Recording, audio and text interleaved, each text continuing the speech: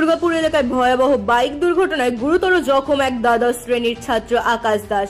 হেলমেটবিহীন ও কানে হেডফোন লাগিয়ে দ্রুত গতিতে বাইক চালানোর সময় সে নিয়ন্ত্রণ হারিয়ে প্রথমে একটি টুকটুক, পরে একটি প্রাইভেট গাড়িকে ধাক্কা মারে। সংঘর্ষে তার একটি পায়ের আঙুল কেটে যায়। অগ্নি নির্বাপক কর্মীরা তাকে উদ্ধার করে হাসপাতালে নিয়ে যায়। অবস্থার অবনতি হওয়ায় তাকে শিলচরে স্থানান্তরিত করা হয়েছে। এলাকায় চাঞ্চল্য। আমি তো পাইতুর বাজার থেকে আমার বোন তারা আসছিল, তারা লইয়া আইতাছে। আইয়ার সাইডে হঠাৎ করে দেখতেছে ওইখান থেকে দূর থেকে দেখতেছে খুব স্পিডে সাইকেল লইয়া আইতাছে, এরকম মানে তারই আইতাছে।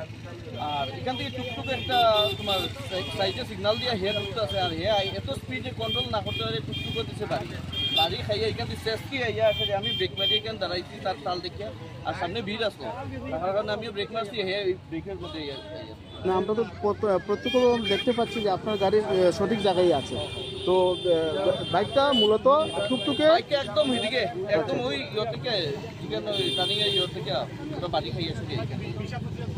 আচ্ছা, প্রায় অনেক দূর থেকে, ওইখান থেকে প্রায় 30-40 হাত দূরে থেকে। তার বাইকের আরোহীর কানে বলে কি ছিল? কানে এই তো দেখা যাচ্ছে এখানের মধ্যে যে হেডফোন আসতো কানে, তার জুতা পুরো সিরিয়ে সেরিয়ে এইদিকে গিয়ে পড়ছে। আপনার নাম? সঞ্জীব দেব, বাড়ি দুর্গাপুর। খোয়াই সরকারি